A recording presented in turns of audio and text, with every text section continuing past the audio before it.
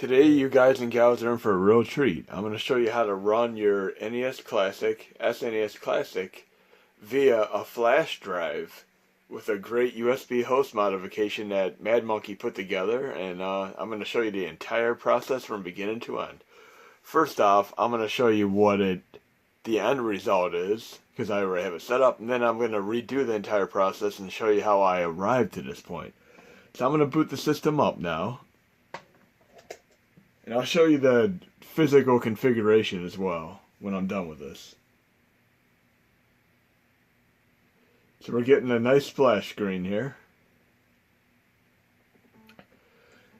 As you can see, I have several games on my, basically the main interface here, and these are all full games.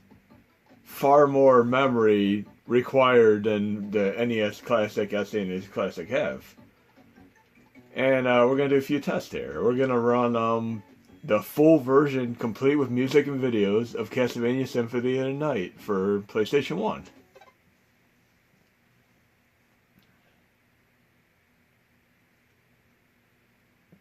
We get the classic load times, just like on the real PlayStation 1 system.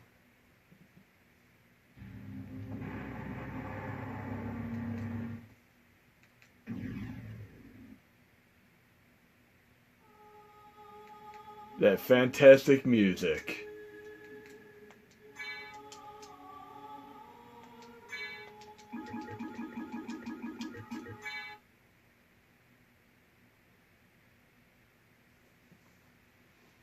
And I'm going to turn the light off since it is a little bit of a distraction here.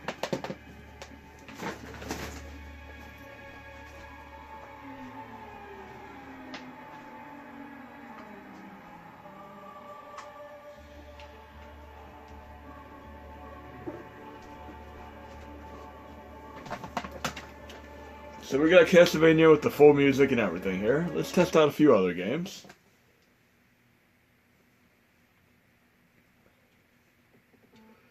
How about Diablo for PlayStation 1? See if that translates well.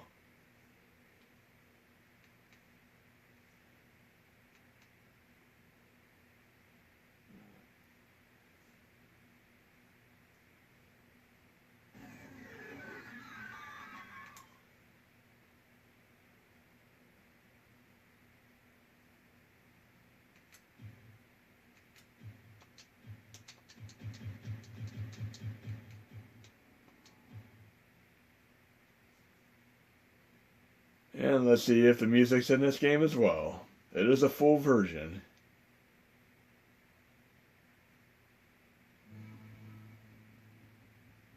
Well, we have Diablo with the full music and everything. We're good. Now we're going to try out some Sega CD games. We're going to do the rarest of the Sega CD games, the 32X Sega CD game that was only released in Brazil, Surgical Strike.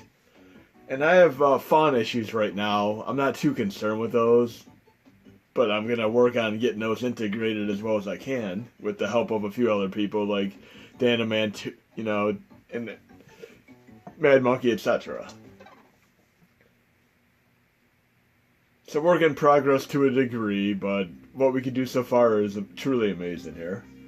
I'm running Sega CD, and this is the 32X version of Surgical Strike.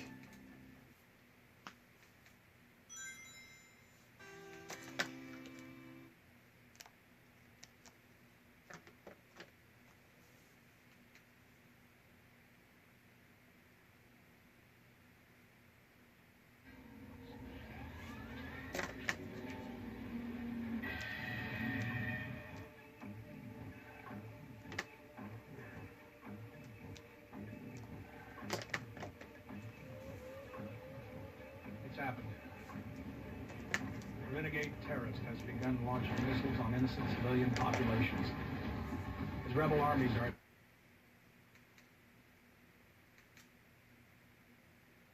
I've never played this game before, to be honest. Technology. 1/4 ton. Okay, soldier. The ghoul knows you're here. You're gonna have to find your own way in. JJ and I'll give the look down from here. Take out the missiles before they get off the ground. Shoot for the boosters. Oh, on-rail shooter. I could dig this.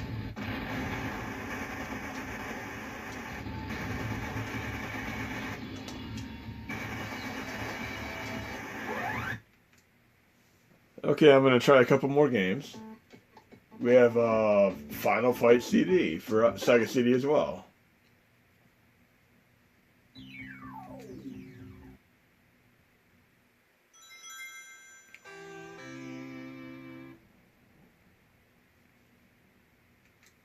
And this is supposed to have a truly phenomenal soundtrack. I did this game in one of my previous videos, but why not showcase the amazing soundtrack one more time?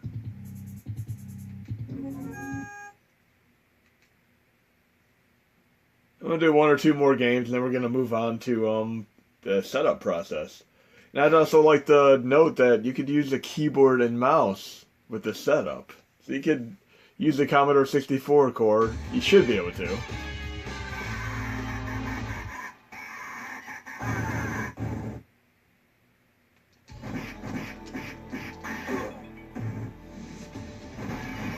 Music just makes a tremendous difference in games like this.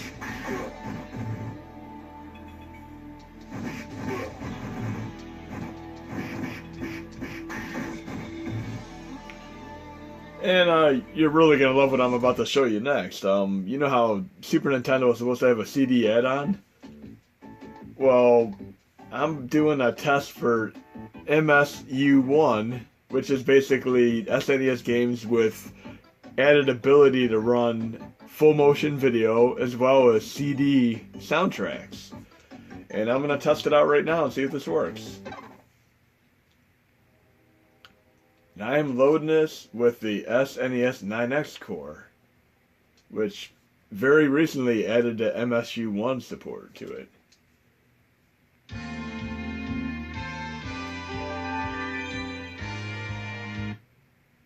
And the MSU1 games are very, very technical in their setup. I'll do a video on how to set these up, but they're very technical and about as non-user friendly as this whole setup here. But I'll do a video on it.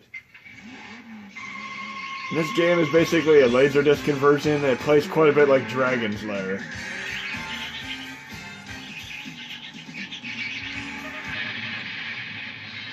And I went the wrong way.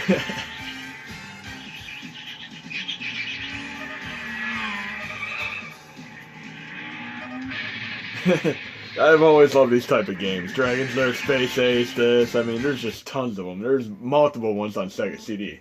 Let's see if we have any more to try out. Oh, we have the fantastic Road Rash. Let's see if that runs.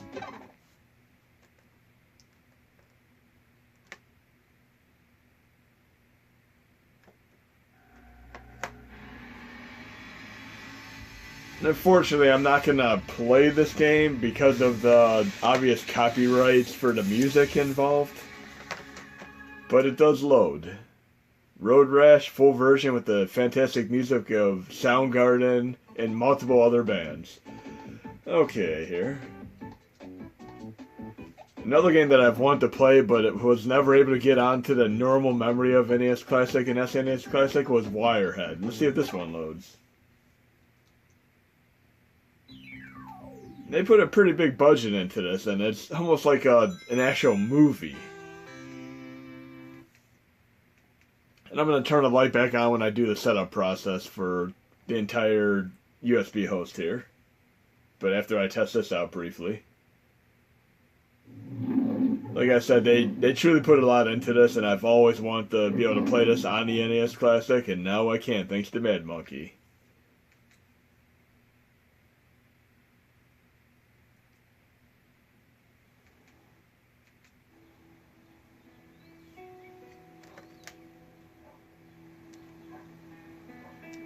Now I think this is completely awesome here. I mean, I literally just ran through 3 gigs of games just in my test run here.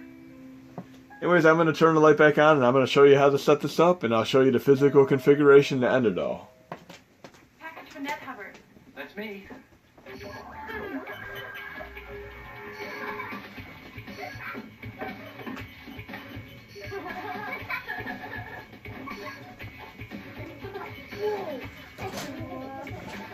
So I'm going to have to shut this down and switch over to the computer and do the configuration there.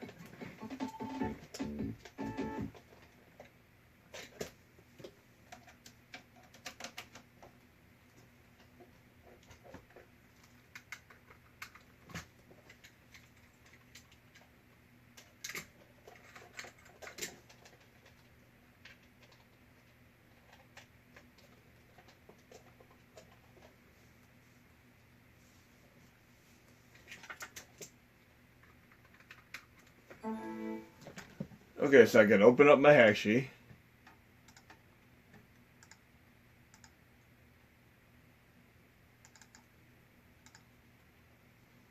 It might take a few seconds to load since I do have quite a few games in there, but we're going to do this entire process from scratch, just so you understand how it works. So this is the technical portion of the video. The first part was just showing you effectively how everything runs. Okay, so first thing we're going to do is we're going to go to kernel and we're going to uninstall. You're going to go into your FEL mode, which is where you hold the power and reset for multiple seconds until it does the process.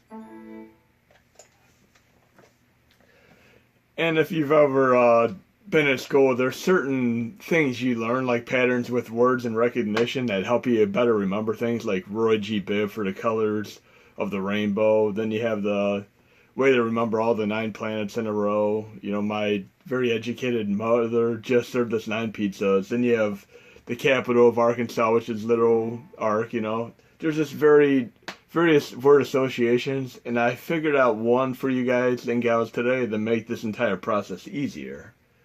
There's an entire process you're going to have to follow, and we're going to just do it step by step. Now that this is uninstalled, I'm going to install the modules that I want now. I'm obviously going to need RetroArch. I want to run my PlayStation 1 games, so I'm going to install PSCX Rearmed. I want to run my Genesis plus GX, which runs the Sega CD games. Then I'm going to need the Pico drive, which runs the 32X CD games. And finally, I'm going to need Vice, which runs the Commodore 64. So I want to make sure I have all the cores accounted for. And I'm going to do FEL mode one more time.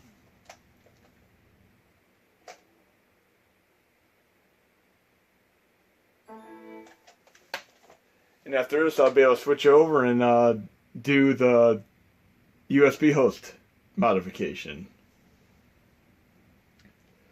And I would recommend doing your cores first. I've tested out different ways, and if you try installing, uninstalling cores and so after you do all of this, you're going to have to do a couple of steps, and I'll show you that too. I mean, I'm going to go over as much as I possibly can in this video, make it as much easier for you as possible, since a lot of people have been having difficulty with this and messaging me, so I decided to put this video together and try to make it as easy as possible. So anyways, while that's doing that, I have the official Hashi version that was in my core set. I extracted it.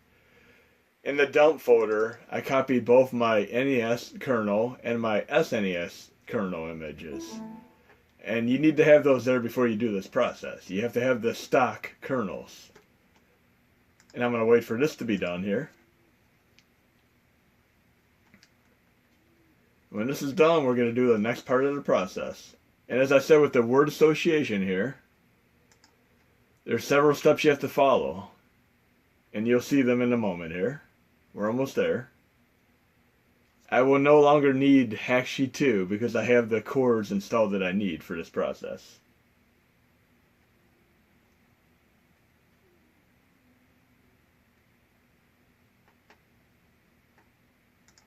And it's just taking a few seconds here. And hopefully this will help you guys out instead of you possibly wasting several hours trying to figure out how to properly do this.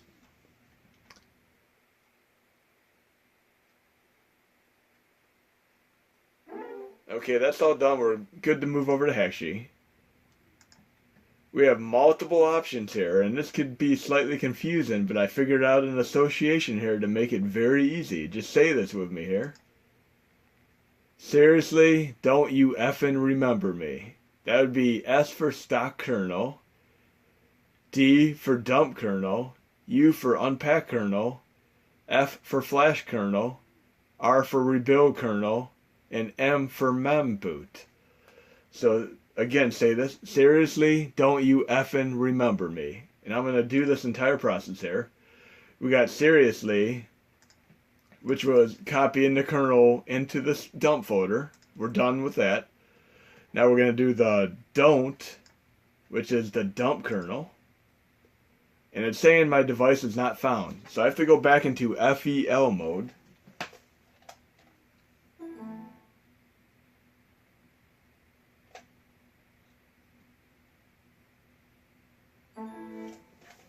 Okay, now I'm going back into that, and I'm going to do the dump kernel, which is the D.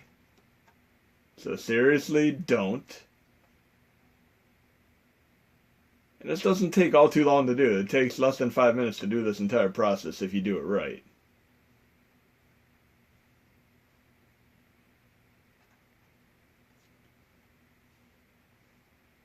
So we're at the seriously, don't, and we got to do the U next.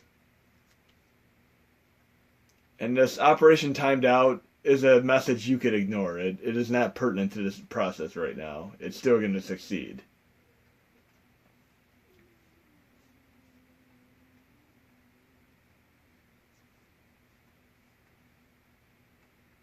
Okay, so seriously don't U, which would be unpack kernel.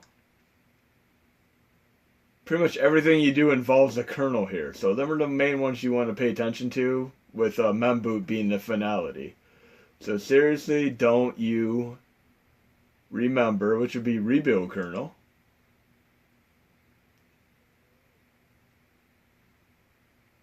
Actually, I did that backwards. I forgot the one part. Seriously, don't you effing remember me. So we're going to have to...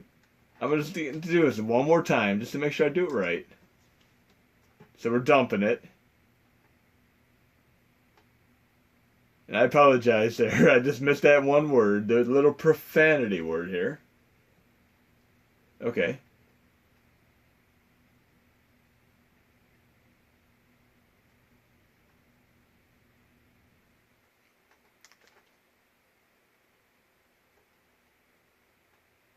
Just make sure I get this right now. I had my association here and I missed one letter of it.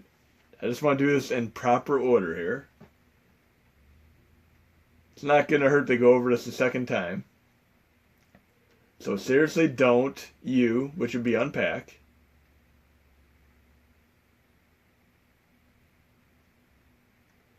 FN, which would be the flash kernel. Yes, I'm sure.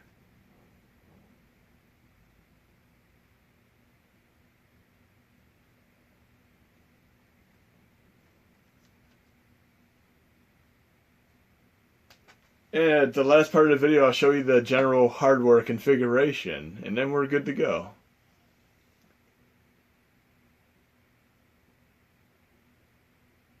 So we did the seriously, which was the stock kernel, don't, which is the dump kernel, U, which is unpack the kernel,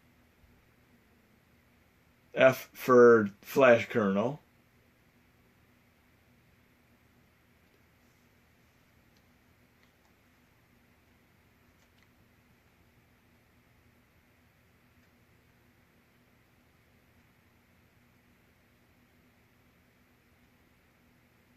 and next we'd be doing the R for rebuild kernel, and then finally the memboot, and then we could switch over to the hardware configuration.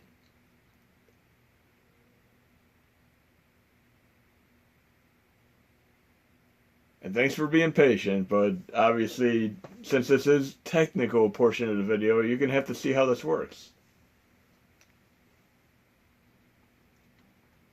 So we're almost to the rebuild portion here.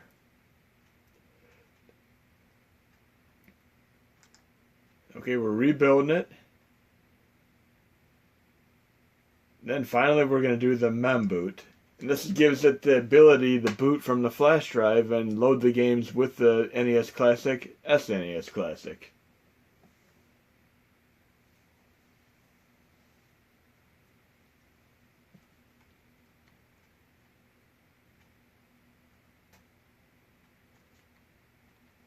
Now I'm going to go to the flash drive here.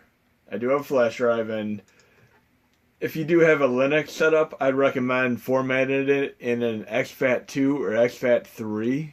But you could also technically run this in FAT32 and NTFS. But once you're inside there, you're going to want to make a hack-sheet folder, and then a games folder within. If you decide you want to save stuff, you can make a saves folder, just like so. But I'm not worried about saving stuff right now, so I'm not keeping that. And then inside the games folder, I have various games that I copied over, and all I did is basically went into my games folder from Hackshi 2, and you can see what games are. Say I pick a random game here for PlayStation 1, for instance. Diablo. I just have to pay attention to this ID number, which is the COVZJOMCE. I'll go into here and basically copy that folder over. This is the folder right here. I just copy and paste it right into the flash drive games folder. Now, another thing I'd like to point out here is when you name these files, I would do this before you copy them over, save them into Hackshi. Look right here. Here's Corpse Killer with a bunch of spaces. Then you have the parentheses, etc. You're going to want to name it like this. I would do like an underscore. But you don't have to do that, but you don't want to have the parentheses. You just want to remove any of the weird format in here. So Mortal Kombat 3 for Super Nintendo, if you had, say, the U parentheses, it would break the game from working, at least right now in my testing. But by removing this, it works again. So you want to just have standard characters. If you have an issue loading a certain game and it's not command line related, just rename the game and re-add it, and you should be fine. Anyways, I have them copied over to the flash drive. Now I'm going to quickly set this back up, and then we're going to make sure this all went through, and then I'm going to show you my hardware configuration. So I'm going to unplug the flash drive and get the OTG cable all set up, and then I'll show you after I do the test.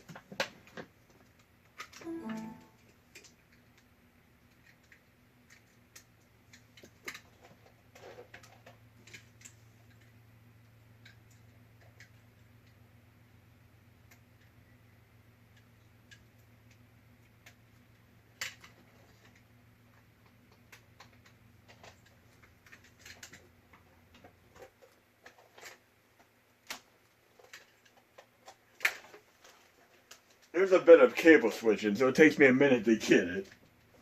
You'll see what I'm talking about in a minute here.